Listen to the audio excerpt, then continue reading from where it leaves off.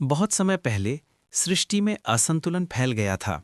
देवता अपनी शक्ति खो चुके थे और असुर यानी दानव पूरे ब्रह्मांड पर राज करने लगे थे। इंद्र, वरुण, अग्नि सब देव दुर्बल पड़ गए। हर जगह असुरों का आतंक था।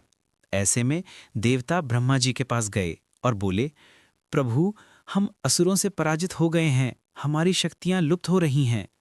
ब्रह्मा जी ने ध्यान लगाया और कहा, इस समस्या का समाधान केवल भगवान विष्णु ही कर सकते हैं। देवता सभी मिलकर भगवान विष्णु के पास गए और प्रार्थना की। विष्णु मुस्कुराए और बोले, देवताओं घबराओ मत, एक उपाय है, समुद्र मंथन।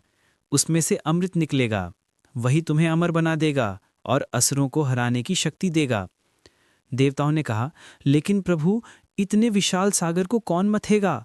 रस्सी कौन बनेगा और मथानी क्या होगी? विष्णु बोले, मंदराचल पर्वत को मथानी बनाओ और वासुकी नाग को रस्सी।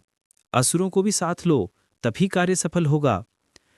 देवता और दानव दोनों एक साथ समुद्र मंथन के लिए तैयार हो गए। दानव बोले, ठीक है, लेकिन अमृत हमें मिलेगा। विष्णु मुस्कुराए, अमृत निकलेगा तो न्याय होगा। सब सहमत हो गए। जब मंदराचल पर्वत को समुद्र में डाला गया तो वह अपने भार से नीचे धंसने लगा। समुद्र में हलचल मच गई। देवता घबरा गए, प्रभु, पर्वत तो डूब रहा है, अब क्या होगा? तभी भगवान विष्णु ने दिव्य स्वर में कहा, चिंता मत करो।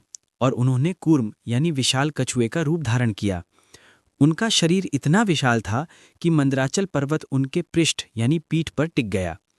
पर्वत स्थिर हो गया, समुद्र शांत हो गया और मंथन आरंभ हुआ। जैसे जैसे मंथन चलता गया, समुद्र से एक एक कर अद्भुत वस्तुएं निकलीं। हलाहल विष, जिसे महादेव ने पिया, लक्ष्मी जी जो विष्णु जी के वक्ष पर विराजीं, ऐरावत हाथी, कामधेनु गाय, अप्सराएं और अंत में धन्वंतरी जी अमृत कलश लेकर प्रकट हुए।